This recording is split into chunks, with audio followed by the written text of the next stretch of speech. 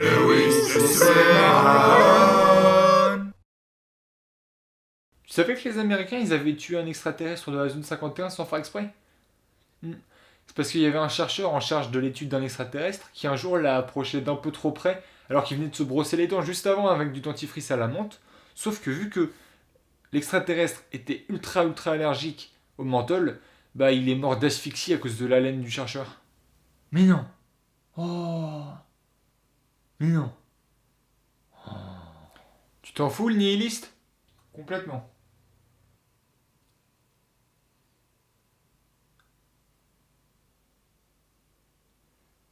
Tiens, j'ai une blague. Alors c'est l'histoire d'un pote riche et d'un pote pauvre qui un soir décide de sortir en boîte. Et là t'as le pote riche, tu vois, qui pour impressionner son pote, bah il décide de poser une table en boîte, tu vois. Donc là il sort les 100 balles, il pose la bouteille, bam, il pose la table. Et tu vois, son pote par contre il est là, il est pas impressionné, tu vois. Il lui dit oh mec, tu sais, moi des tables je peux en poser 10. Et du coup, lui, tu sais, il est fier, tu sais, son pote, il a quelque chose à prouver, tu vois. Du coup, bah, une semaine passe et ils ressortent en boîte le week-end d'après. Et là, son pote, il l'amène du coup dans une boîte un peu plus huppée. Et là, il claque pas son, mais 1000 balles. Donc il claque 1000 balles, tu vois, en pensant que son pote va être en mode waouh et tout. Sauf qu'en fait, non, que dalle, tu vois. Son pote, il est toujours pas impressionné. Il lui dit mec, moi, des tables, j'en pose 10.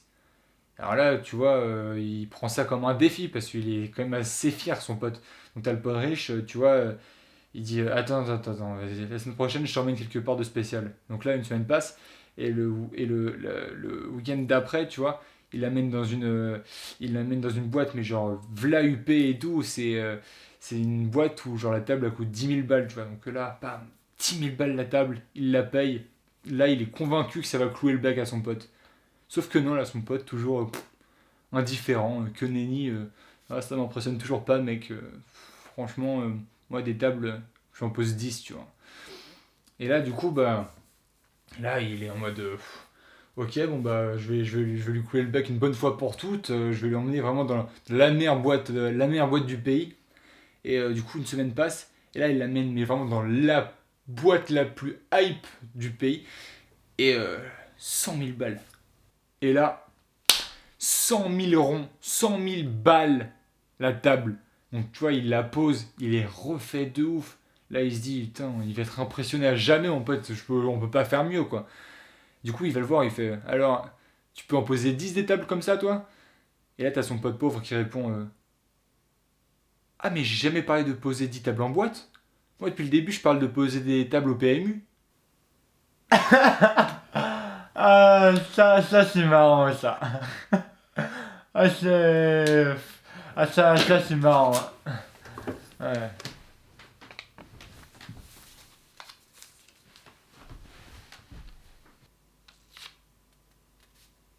Oh, bah, c'est gentil ça. J'ai bien peur que ça soit ironique. Génie.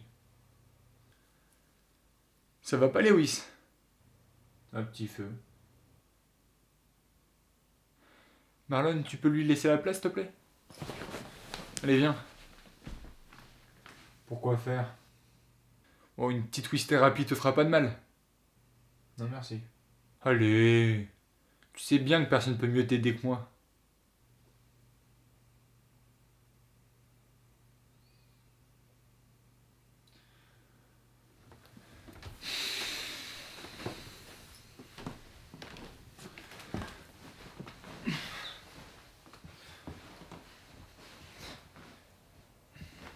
Bon, du coup, qu'est-ce qu'on apprend à la 12e récidive? Ok. Pardon, pas de sujet sensible. Dis-moi ce qui ne va pas. Rien ne va pas. Tout va exactement selon le scénario de Riz. Ou tu vas pas être client facile, toi. Te sens-tu déprimé ou anxieux? Comme tout le monde. Et toi? T'es bien chiant en effet, ouais. Un événement en particulier qui a pu t'influencer dans cette mauvaise humeur? Oui et non. C'est quoi, je vais te simplifier la tâche. C'est Eris le problème. Oh, Eris, cette fameuse Eris. Qu'est-ce qu'elle a fait encore, Eris? Elle... C'est vraiment le cynisme la meilleure psychothérapie pour un cynique? Oh Bichette, tu veux que je te fasse une petite infusion pendant que tu médites un coup et qu'on aille courir après? Ou alors tu veux qu'on se fasse un petit marathon de whiz sous la couette? Ça sera déjà mieux que m'apitoyer sur mon sort à ta demande. À t'écouter, on dirait que même les enseignements du sage Marlon sont bidons. La sagesse, elle se vit, elle se lit pas. Ah, là-dessus, on est bien d'accord. À croire qu'on est la même personne. Ça se saurait. C'est ironique, ça. Qu'est-ce qui nous différencie d'ailleurs?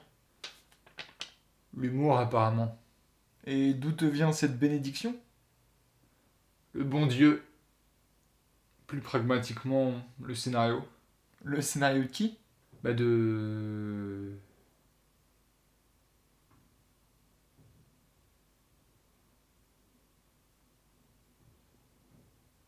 Toi. Peut-être. Peut-être pas. Peut-être que je ne suis qu'un acteur aussi. Peut-être que le scénariste n'est pas le Lewis devant toi. Peut-être que je ne suis pas Lewis. Peut-être que tout ceci n'est qu'un mindfuck d'Eris. Qui sait? Peut-être que tu ne fais que suivre le scénario d'Eris dans lequel tu renies son existence, juste pour que les spectateurs sceptiques du concept érisien s'identifient à toi.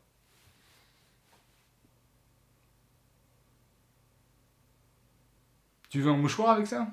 C'est payant? Tu crois vraiment à cette Eris? C'est même pas que j'y crois, c'est que je la constate. Comment ça? Je la constate. Comme d'autres avant moi, mais sous des noms différents comme le diable ou le Douka.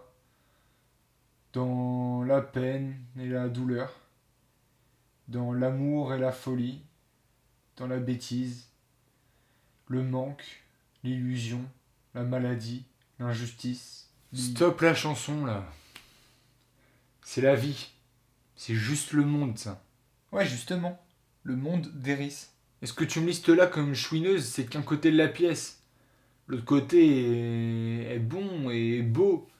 Tout n'est pas que peine et horreur et damnation. Même moi je le reconnais. Mais qu'est-ce que ça change que l'autre côté soit meilleur? Il y a meilleur juste parce qu'il y a pire. C'est la même pièce. Et la pièce, elle tombe dans tous les cas entre les mains d'Eris.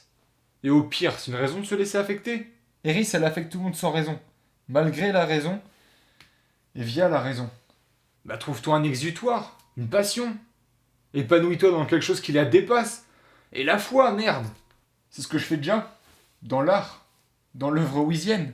Bah alors, Mais tu crois que ça suffit pour être épargné d'Eris? tout le monde, voici Eris. Eris est la mascotte du pessimisme de Lewis. Lewis rejette la faute de tous ses malheurs sur Eris. Pourquoi? Parce que pour Lewis, la maladie mentale et les coups de blues, c'est trop un truc de normie. Bah tu vois, c'est exactement ce problème que je trouve à mon cynisme. Toutes tes réflexions, toutes tes remarques sont trop arrêtées, trop réductrices. On croirait mon nihilisme. J'essaie de t'aider, Lewis. Tu peux pas m'aider. Bah invoque un Marlon qui peut. Y en a pas. Bah pourquoi tu nous as créés alors? C'est Eris qui...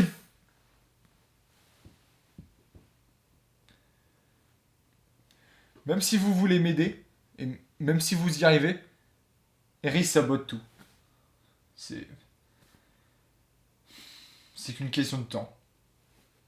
Et là tu t'attends à ce que les spectateurs ils fassent oh j'avoue, c'est grave de la faute d'Eris en fait. Pas tout le monde, ok, non.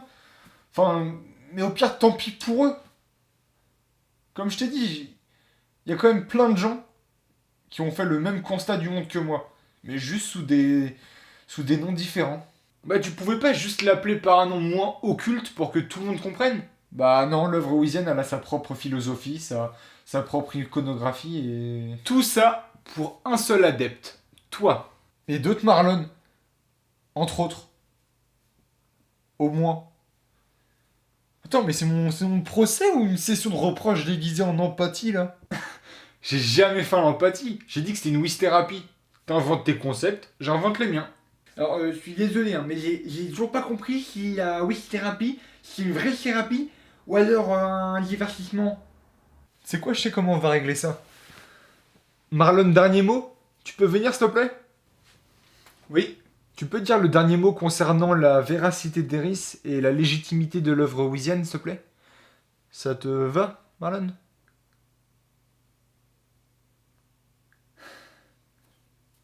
Soit. Alors, concernant Eris, avant toute chose, déjà je vous invite à revoir la 6e récidive, à savoir le cours de Wissologie, dans lequel il est présenté la nature et l'identité d'Eris. On y apprend qu'Eris est une dénomination de l'essence de l'univers, une dénomination de l'existence en soi, une existence en permanente instabilité car privée de l'absolu de l'inexistence. Une dénomination d'ailleurs personnifiée, romancée dans le cadre de l'œuvre wizienne, en Eris, l'autrice de toute chose. La véracité d'Eris est donc aussi indéniable que le concept d'existence lui-même.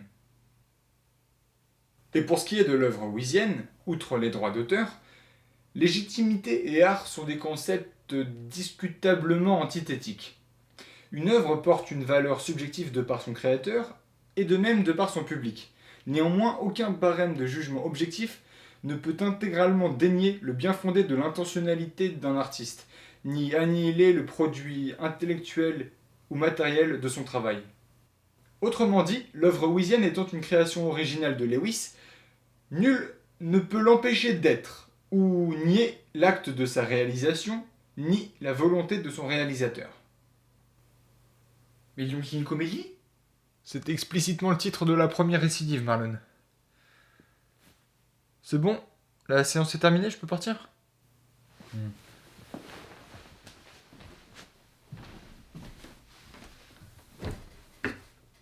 Vous les avez peut-être manqués, mais les clips de Matin, Soir et Matinée et Suite de mots, deux des morceaux de l'album de Lewis Fleury, Dernier Départ, sont disponibles sur YouTube, sur cette même chaîne. Je vous invite donc à aller les voir et à vous abonner pour ne pas manquer ceux qui vont arriver. Je vous invite également à nous rejoindre sur Instagram où se trame l'autre partie de l'œuvre wizienne. Voilà, bonne soirée. Première récidive. C'est pas un paradoxe? Lewis, je sais.